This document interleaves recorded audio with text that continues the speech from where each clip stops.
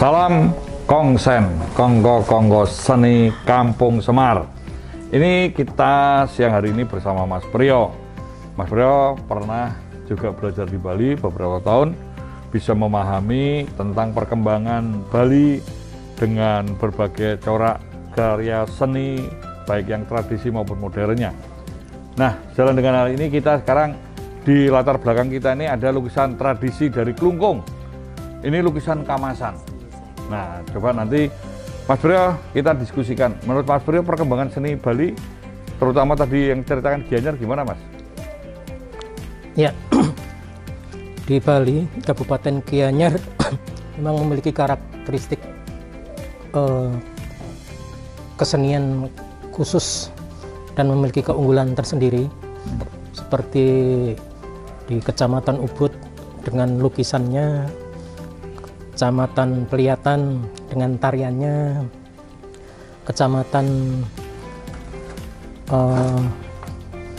Tegal Alang dengan patungnya, Kecamatan Mas dengan kerajinan peraknya, dan Tegal Alang dengan patung putihnya. Artinya dari sisi lain tentu banyak kesenian-kesenian lain juga yang tidak jauh berbeda. Pada intinya budaya alam dan leluhurnya tidak lepas dari gambar-gambar yang berkaitan dengan alat simbolika religi atau gambar-gambar alat media ungkap. Kalau Mas Priyo melihat sistem transformasi atau regenerasinya itu gimana yang mereka lakukan? Mereka kan ada sanggar, ada balai-balai untuk mereka belajar berlatih atau transfer ilmu, sistem nyantri, sistem berguru kepada orang per orang nih, yang Mas Priyo alami lihat gimana? Mereka anak-anak kecil selalu teregenerasi dari kecil-kecil, tetap berlanjut seperti di Kampung Pili, itu tetap tidak akan bakal hilang, karena ini sudah diwanti-wanti bahwa biarpun ada modernitas, yang konvensional tetap dipertahankan. Itu makanya bentuk penghargaan terhadap seni-seni karya tradisional ini sekarang sudah dimulai dilirik harganya, tidak menjadi harga kerajinan lagi. Ini menjadi seni ya, ini sebetulnya tribal art, seni kesukuan juga nih sebetulnya. Karena dari tribal art tentunya kita bisa melihat kaitan dengan seni yang berkaitan dengan masalah religi, dengan masalah kehidupan kemanusiaan, masalah dengan sosial budayanya. Dan kita melihat bahwa hampir semua karya-karya ini merupakan suatu petilan atau epos cerita Ramayana, Mahabharata, atau juga tokoh-tokoh yang menggambarkan para dewa yang memberikan wejangan-wejangan atau nasihat-nasihat suci kepada para ksatria. Nah, kita juga melihat nih, Mas Priyo, kalau saya lihat di sini, ini ada penanggalan. Ini penanggalan Bali. Ini sebetulnya juga kaitannya dengan musim. Tapi ini karena tulisannya huruf-huruf Bali, kita tidak bisa memahaminya lebih detail. Dan ini juga, saya kira ini kalender penanggalan juga. Nah, cerita-cerita ini, kalau yang Mas Priyo bisa lihat, orang-orang Bali itu sebetulnya apa yang mendapat dorongan dari eksternal maupun internalnya itu? Hampir kegiatan Bali itu tidak mungkin terdokumentasi karena banyaknya kegiatan upacara dalam 1 tahun minimal. Ada upacara melasti, ngaben, galungan, kuningan. Kalau di sini ada Jumat Kliwon, di sana Kajang Kliwon, ada Tumpah Pura landep. Bersih, ada Purnama Tilem, Purnama Pucut, acara tanggal gigi, banyak sekali, sehingga acara-acara seremonial di sana kalau digambar menjadi catatan-catatan sejarah, tentu akan menjadi cerita-cerita semacam kalender saka yang tidak akan habis itu Pak Mas. Jadi setiap waktu punya makna, punya ritual kaitannya dengan adat istiadat dan keagamaannya gitu ya. Iya. Nah, memang kalau kita melihat gambaran-gambaran ini merupakan suatu cerita. Ini semua ada maknanya. Mereka membuat ini kan karya-karya yang saya kira dibikin bersama ya, karena ini untuk kepentingan publik. Mereka tidak egois, tapi mereka guyup membuat bersama untuk melestarikan atau menampilkan suatu produk-produk yang ada di sini. Nah, ini Mas Priyo, kalau kita melihat atau membahas tentang seni tradisi atau ini sebagai tribal art, kan sebetulnya tidak hanya Bali, Indonesia di mana-mana juga ada.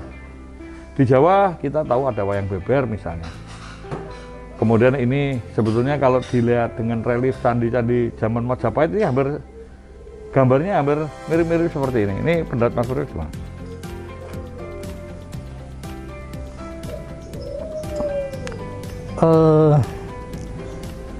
Karya-karya sejarah sebelum tergambar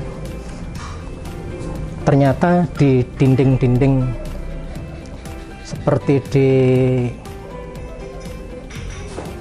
sungai di bawah Ubud itu namanya ada Sungai Iwo. Di situ ada pahatan tentang prasasti seperti kayak gini Pak Kris, dan itu banyak tersebar dan tidak banyak diketahui orang.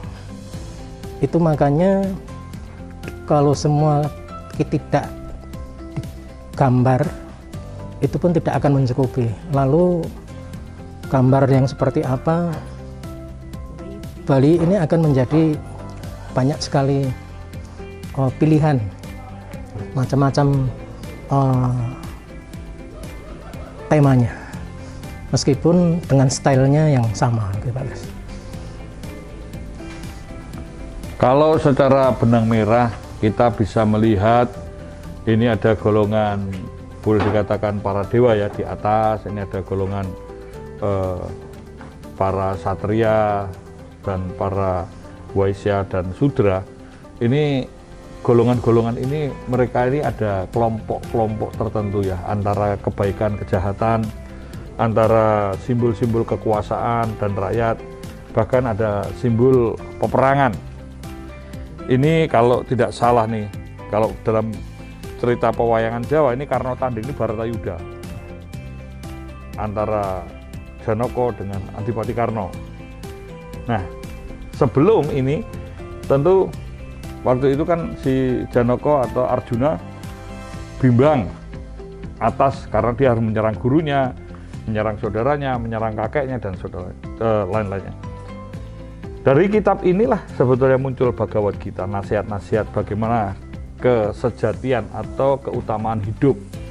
Nah, di sini kalau kita juga melihat tentu keutamaan-keutamaan ini digambarkan bagaimana manusia hidup dan bahkan mungkin ada salah satu bentuk karmanya atau dampaknya atas pikiran, perkataan, dan perbuatannya. Nah, tentu kita perlu membahas satu persatu ini dengan orang-orang yang paham dan bisa membaca.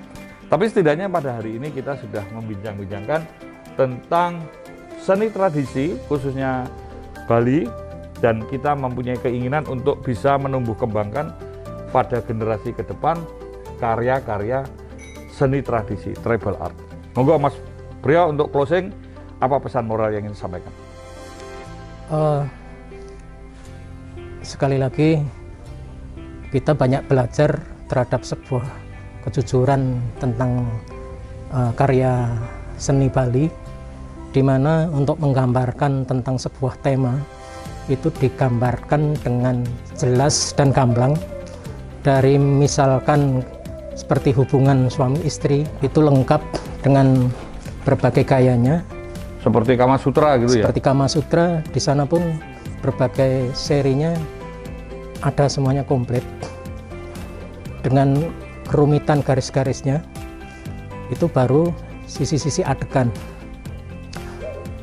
Belum lagi seri-seri lain tentang pertanian, dari mulai pergantian musim, kemudian mulai dari pemasangan penjor, kemudian mulai dari pesta banjar, dan lain-lainnya.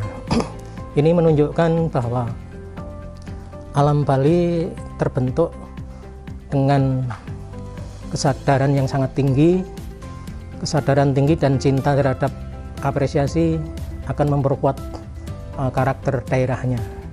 Dan ini yang tidak bisa disamakan Bali kembar atau disamakan atau di copy paste oleh kota yang lain. Ya, kita semua menyadari bahwa setiap daerah, setiap wilayah punya karakter sendiri. Mari kita bangun karakter di kawasan kita masing-masing, karena setiap daerah memiliki peradaban yang tinggi, memiliki seni yang patut dan layak kita jual untuk kita tunjukkan bahwa Indonesia dengan kebinekaannya merupakan negara besar. Dan kita mari bangun semua dalam konteks masyarakat sadar wisata. Karena saanane, saisane iso kanggo urip lan ngurip.